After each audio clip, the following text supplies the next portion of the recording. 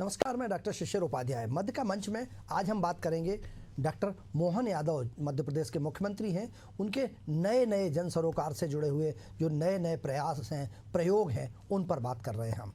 इसके पहले आपने देखा था कि वो स्थानीय स्तर पर पहले हमेशा कैबिनेट राजधानी में हुआ करती थी, लेकिन स्थानीय स्तर पर जो हमारी ऐसी विभूतियां हैं, ऐसी जो हम जिनको सम्मान करते हैं, जिनके सामने हम सर सम्मान से झुका लेते हैं, ऐसे जिन्होंने देश की वीरांगनाएं हैं, उन पर केंद्रित करते हुए कैबिनेट उस स्थान पर रखने की बात की। इसके पहले जबलपुर में हुई थी, इसके पहले दमोह में हुई थी और अब इंदौर में होने की बात चल रही है। मध्य प्रदेश की मोहन सरकार 20 मई को इंदौर के ऐतिहासिक राजवाड़ा में कैबिनेट बैठक करने जा रही है। देवी अहिल्याबाई होलकर की 300वीं जयंती पर यह आयोजन हो रहा है। सरकार कह रही है कि जनता के हित में बड़े फैसले होंगे, राजवाड़ा की गरिमा के अनुरूप ऐतिहासिक पल रचा जाएगा। यह पहली बार होगा जब मध्य प्रदेश सरकार की कैबिनेट बैठक इंदौर के राजवाड़ा जैसे ऐतिहासिक स्थल पर होने जा रही है। इसमें जनता के हित में कई बड़े फैसले लिए जाएंगे, लेकिन कांग्रेस ने इस पर सवाल उठा दिया है। कांग्रेस का कहना है कि जनता के मुद्दों से भटकाने की कोशिश की जा रही है। सवाल यही नहीं है, रुके।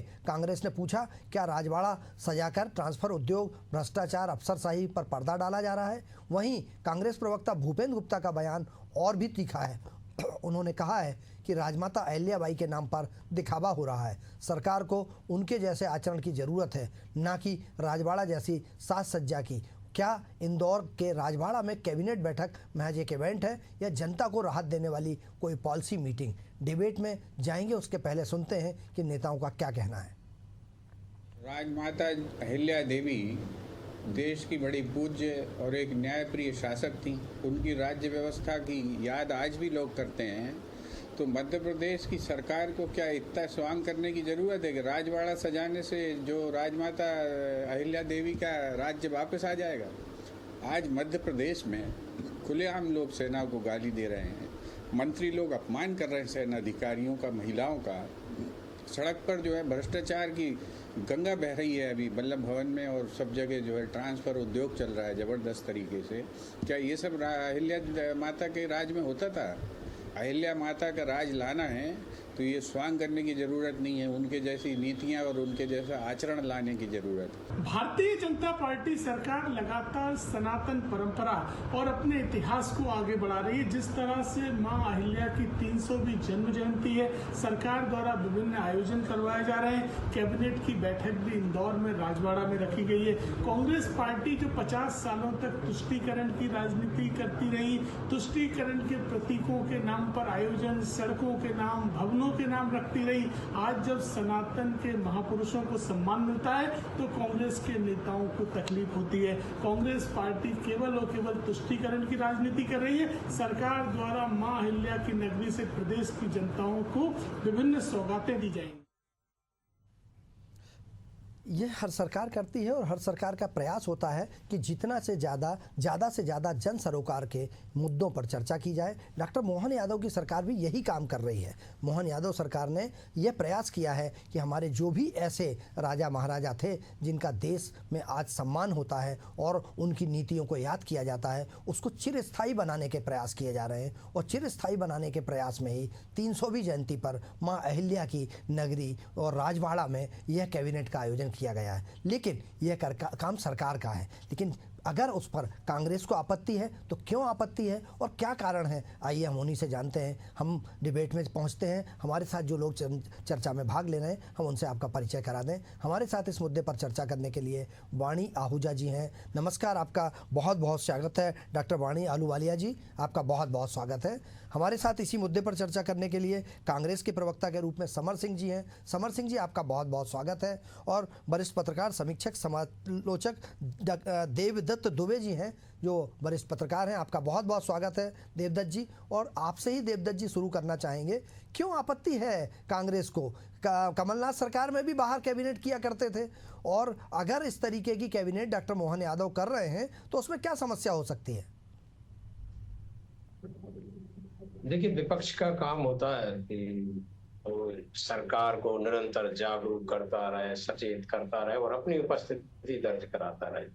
आप ऐसे हजारों उदाहरण मिल जाएंगे कि जो विपक्ष में बात करते हैं सत्ता में आने के बाद, जिसका विरोध करते हैं सत्ता में आने के बाद अमल करते हैं, या जो सत्ता में रह के विरोध करते विपक्ष में आकर उसको अमल करते हैं। बहुत सारी चीजें, ये इनके रोल बदल जाते हैं विपक्ष में और सत्ता में आने के बाद।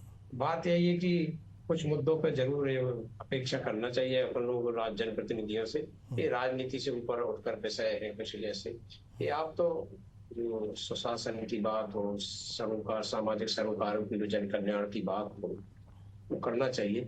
लेकिन कई बार क्या होता है केवल बातें रह जाती, काम नहीं धरातल पर होगा। विपक्ष ये बात उठाएगा। मैं तो कहता हूँ यदि भाजपा विपक्ष में होती तो और जमकर विरोध करती, क्योंकि भाजपा जो विपक्ष की भूमिका में अच्छी खरी उतरी, इसलिए वो सत्ता में आई और फिर उस गलतियों को नहीं कर रही, इसलिए वो लगातार सत्ता में बनी हुई है।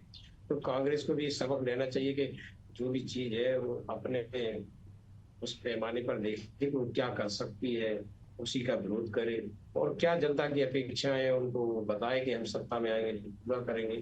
ये कुछ ऐसे मुद्दे ऐसे हैं जिन पे यदि पार्टी विरोध नहीं करेगी तो ये माना जाएगा कि सरकार एक तरफा सही काम कर रही है। ये तो विपक्ष गति और उधर खड़ा करता ही थोड़ी स्पीड कम करता है। और बात भी कई मायनों में तो आप और हम भी जो पत्रकार होते समालोचक टाइप के होते, तो वो भी ये कहते हैं कि भाई जो कहा जाए वो किया जाए। लेकिन आपको मालूम है कि आजादी के बाद जितने भी वचन पत्र, घोषणा पत्र और भी जो नाम दिए हैं बदल बदल कर, पहले तो घोषणा पत्र हुआ करता था, तो अब तो दोनों दलों ने नाम बदल दिए। उन पर यदि अमल किया होता तो आज देश की तस्वीर कुछ और होती। कांग्रेस को भी पर्याप्त समय मिला और भाजपा को भी पर्याप्त समय मिला। कुछ चीजें ऐसी हैं कि जो कहीं जाए वो उसको उतारने में बहुत समय लगता है, पैसा चाहिए, इच्छा शक्ति चाहिए, और जो कि वोट के चक्कर में कई बार इच्छा शक्ति भी कमजोर पड़ जाती है। तो सभी राजनीतिक दल लगभग एक ही उस पर चलते हैं, साम दाम दंड भेद हमारी कैसे सत्ता है, और विपक्ष में जो एक मूल मंत्र है कि हमें आरोप लगाना है, और सत्ता पक्ष में ये कि हमें जो सही लग रहा है वो करना है। तो ये आज भाजपा होती तो ये विरोध करती, कांग्रेस कर ही रही है, और किसी भी दल को भी करना चाहिए, क्योंकि वो एक तरफा खुला मैदान नहीं छोड़ सकते। आप सोचें कि गोल पोस्ट से, इस गोल पोस्ट से कोई ले जा रहा है स्टिक में गेंद, यदि कोई अटैक नहीं करेगा तो सीधा गोल कर आएगा। बिल्कुल, तो उसको अटैक करते हैं। मैं आ रहा हूँ देवदत्त जी, आपके पास आऊंगा। समर सिंह जी कुछ कहना चाह रहे थे। समर सिंह जी, क्या विरोध करने के लिए सिर्फ विरोध है या कोई इसमें लॉजिकल बात है? क्योंकि कमलनाथ जी की सरकार थी, वो भी कैबिनेट बाहर किया करते थे। देखिए, पहली बात तो यह है कि देवी अहिल्याबाई होलकर अत्यंत ही जो है आदर्श शासिका थी मेरी नजरों में, और सभी के नजरों में, माफ कीजिएगा। और उन्होंने जो न्यायप्रियता, धार्मिकता, जन कल्याण के कार्य करे, बस वही जो है भारतीय जनता पार्टी वैसा कार्यक्रम जरूर कर रही है, लेकिन उस धर्म प्रियता, उस न्याय प्रियता, उस जन कल्याण तक नहीं पहुंच पा रही है। आप देखिए कि एक प्रदेश जहां पर आप देवी अहिल्याबाई होलकर का नाम लेकर कार्यक्रम करते हैं, और वहां पर महिलाओं की स्थिति क्या है, वहां पर प्रतिदिन होने वाले बलात्कारों की स्थिति क्या है। जब हम न्यायप्रियता की बात करते हैं तो आप देखिए किस प्रकार से विपक्ष में मंदसौर के अंदर एक पुतला जलाने की बात पर एक व्यक्ति को मारा जाता है। आप बात करते हैं जब न्यायप्रियता की, तो आपके खिलाफ छापने वाले जो पत्रकार होते हैं उनके घर तोड़ दिए जाते हैं। आप बात करते हैं जब धार्मिकता की, तो धार्मिकता के नाम पर जो है आप उपद्रव फैलाने का काम करते हैं, आप हिंदू मुसलमान और जो है जातियों में और धर्मों में बांटने का प्रयास करते हैं। तो देवी अहिल्याबाई के नाम पे कोई कार्यक्रम कैबिनेट होने का बिल्कुल स्वागत है, लेकिन क्या सरकार उसके उनके जो पद चिन्ह है उन पे चल रही है?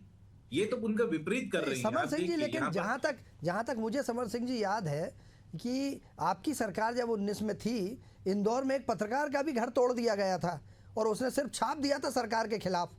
तो ये क्या दोनों सब एक सही कार्यक्रम चलता है? मित्र आज सुनिए, आपको पत्रकार का नाम याद है? जी नहीं, मैं नहीं लेना चाहता हूँ, मैं लेना नहीं चाहता हूँ। बहुत सारे पत्रकारों के साथ उस समय ऐसा हुआ था। जी, मैं उनका कार्य क्या था ये पता है आपको? जी, वो क्या उन बिल्डिंग के अंदर क्या चीज संचालित होती थी, जी, कहाँ से जो है, तो फिर अपन उस बारे में बात ना करें। जी, वहां पर डांस कराया जाता था, बार चलता था, वहां पर उस पत्रकार का तोड़ा गया था। तो आप पहले जो है कि पत्रकारों को धंधेबाज लोगों से अलग करने की आवश्यकता है। दूसरी बात जो है कि मैं बात कर रहा हूं कि यहाँ पर न्यायप्रियता और कुशल शासन की, आप देखिए क्या देवी अहिल्या ने हर 2 महीने 5,000 करोड़ का लोन लिया होगा? क्या देवी अहिल्याबाई के शासनकाल में महिलाओं के साथ इतने बलात्कार होते होंगे? क्या देवी अहिल्याबाई के शासनकाल में मैं आ रहा हूँ मैडम आपके पास, आ रहा हूँ मैडम, आप आ रहा हूँ आपके पास। जी जी बोलिए समर जी। देवी अहिल्याबाई के शासनकाल में क्या धार्मिक उन्माद जो था वो इतना बढ़ गया था? क्या धर्म के नाम पर लोग एक दूसरे को मारा करते थे? क्या वहां पर न्यायप्रियता की बात करते हैं तो विपक्ष को, और जो उनके खिलाफ पत्रकारिता करते हैं उनके ऊपर इस प्रकार के हमले किए जाते थे? या उनके खिलाफ कोई बात करता था तो हमले किए जाते थे? क्या उन्होंने तो, देवी अहिल्या ने तो अपने बेटे को रथ के नीचे कुचलवा दिया था क्योंकि वो कुशासन के अंदर लिप्त हो चुका था। यहाँ पर आप देखें, यहाँ के नेता मंत्री खनन माफिया और शराब माफिया बन के बैठे हैं और उनको प्रोत्साहन पे प्रोत्साहन मिला जा रहा है। तो सिर्फ नाम ले लेना भर काफी नहीं है, उनके आदर्शों पर कार्य करने की आवश्यकता है। डॉक्टर अहलूवालिया जी, क्या लगता है आपको, ये जो जैसा डॉक्टर मोहन यादव कर रहे हैं और यह एक सुशासन की तरफ बढ़ाने, और वो चाहते हैं कि 300वीं जयंती पर उनको एक उनकी स्मृति में इस तरीके के आयोजन किए जाएं? सबसे पहले तो आपके श्रोताओं को नमस्कार करती हूँ, और समर सिंह जी आपको, भाई साहब, और वरिष्ठ पत्रकार को भी प्रणाम करती हूँ। देखिए, ये पूरा मकसद जो हम ये योजनाबद्ध तरीके से ये कैबिनेट बैठक अलग अलग स्थान पर करते हैं, तो विकास के साथ साथ हमारी विरासत, प्रधानमंत्री ने ये स्पष्ट किया है कि विकास भी होगा, विरासत को भी हम संरक्षित रखेंगे और उसकी जानकारी हर एक बंधु तक पहुंचाएंगे। अब जहां प्रशासनिक निर्णय होने वाले हैं, उसके साथ में इंदौर जैसे शहर की सांस्कृतिक और ऐतिहासिक जो पहचान है वो एक वैश्विक मंच पर उजागर करने का एक प्रयास है ये। पर मैं 2-3 चीजों पर टिप्पणी करूंगी। बहुत अच्छे उदाहरण दिए समर सिंह जी ने।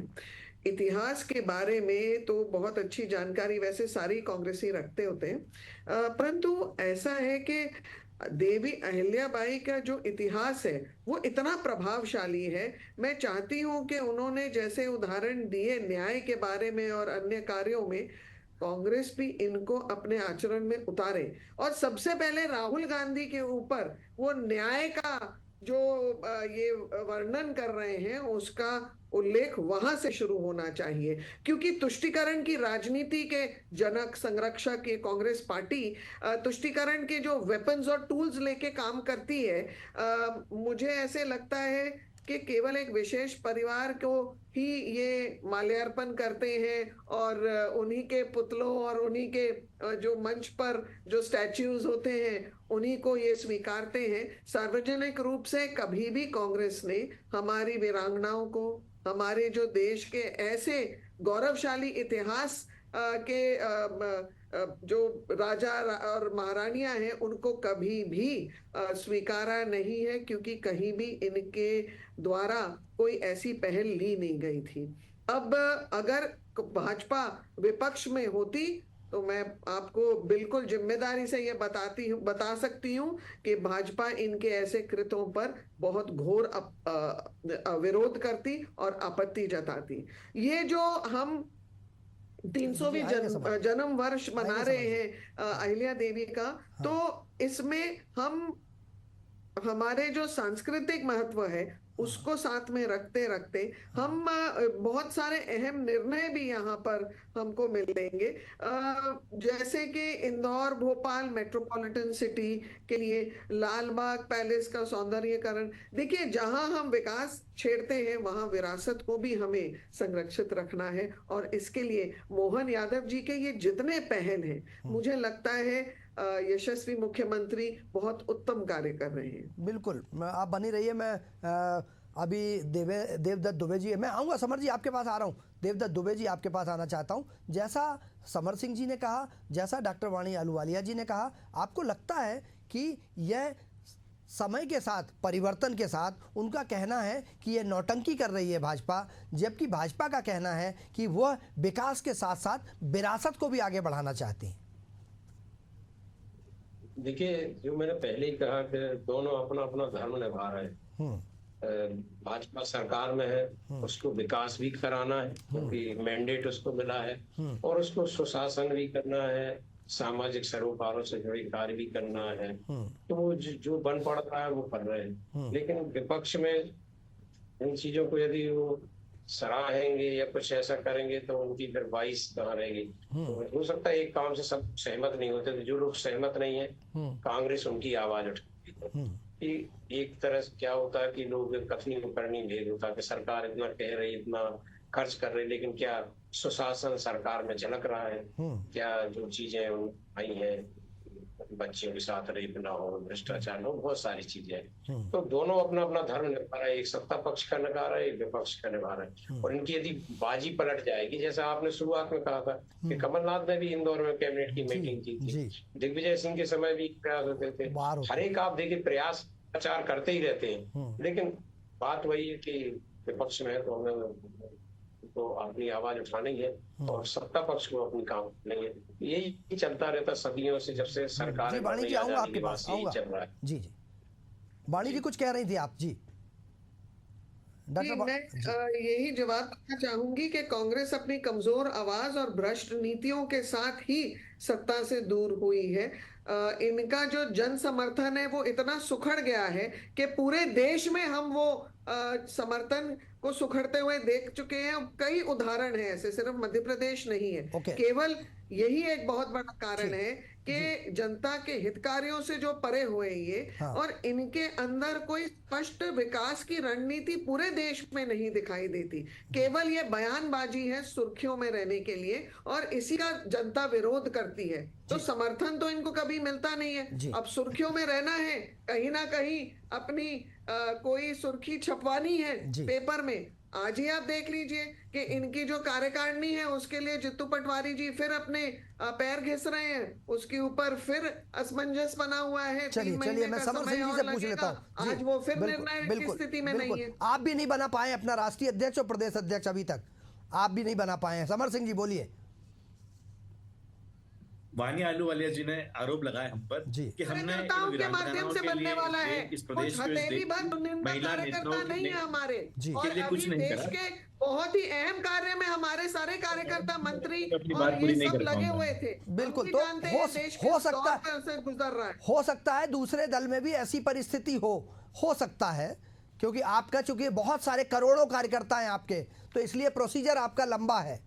होने चाहिए जी। मुट्ठी भर कार्यकर्ताओं को पद देने में क्या दिक्कत है? हमारे तो करोड़ों कार्यकर्ता हैं। जी समर सिंह जी बोलिए। पर्ची लिख दीजिए ना, आपका तो पर्ची सिस्टम चलता है। खैर, मुझे मेरी बात पूरी करने का मौका मिले तो बताना चाहूंगा, जिस प्रकार से वानी आलूवालिया जी ने हम पे आरोप लगाया कि जो हमने वीरांगनाओं के लिए और इस प्रदेश की महिला नेताओं के लिए, नेतृत्व करने वाली महिलाओं के लिए कुछ नहीं किया, तो बताना चाहूंगा कि जब आज की तारीख में जो मध्य प्रदेश के मंत्री नेता हैं, ये जब हाफ पैंट पहन के घूमते होंगे, तब 1956 में हमने रानी दुर्गावती यूनिवर्सिटी बना दी थी, और 1965 के अंदर देवी अहिल्याबाई यूनिवर्सिटी हमने बनाई। और जहां तक की बात है रानी कमलापति का, तो 3 बार कांग्रेस के कार्यकाल में, हर 5 साल में 3 बार उनके महल का जीर्णोद्धार हुआ है, और ये ऑन रिकॉर्ड चीजें हैं। लेकिन समस्या ये आती है कि जब आप किताबों की जगह व्हाट्सएप यूनिवर्सिटी से पढ़ते हैं, तो आपको कांग्रेस दुश्मन ही नजर आती है।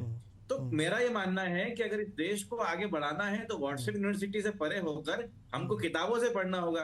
अब मैडम देखिए, आप भी भोपाल या इंदौर से वाकिफ कहीं ना कहीं ताल्लुक रखते होंगे, तो आपको नहीं पता कि देवी कब बनी।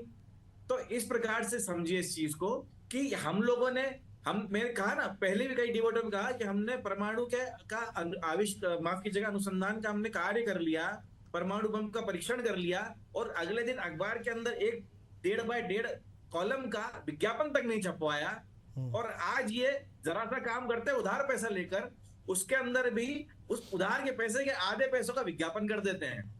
तो बात यह है आलूवालिया जी, आपको भी इस चीज को समझना होगा कि कांग्रेस ने देश को बनाया, जो आज आप लोग बेच रहे हैं ना, आज जिस चीजों को प्राइवेटाइजेशन आप कर रहे हैं, वो हमने बनाई है। और जिस समय की आप बात कर रहे हैं कि हमने कुछ नहीं करा था, उस समय में आपके जो नेता मंत्री लोग हैं हाफ पैंट पहन के घूमते थे, और उनके माता पिताजी जो होंगे ये वहां पर अंग्रेजों की जो है बुकबरी करते होंगे। तो आपको समझना पड़ेगा कि इस देश को कांग्रेस ने जो दिया है वो आप कभी नहीं दे पाएंगे। आपने सिर्फ लूटने का काम किया था। एक वो अंग्रेज थे जो गोरे अंग्रेज थे, उनकी जगह आपको भेजा गया है। और आपके अंदर भी कहीं ना कहीं देखा जाए, भारतीय जनता पार्टी के अंदर देखा जाए, तो उन्हीं अंग्रेजों का डीएनए है जो इस देश की समृद्धि की जगह इसको दिन ब दिन कर्ज और जो है एक प्रकार के उन्माद की तरफ धकेले जा रहे हैं। बोल गए जी बोलिए वाणी जी, बोलिए जी।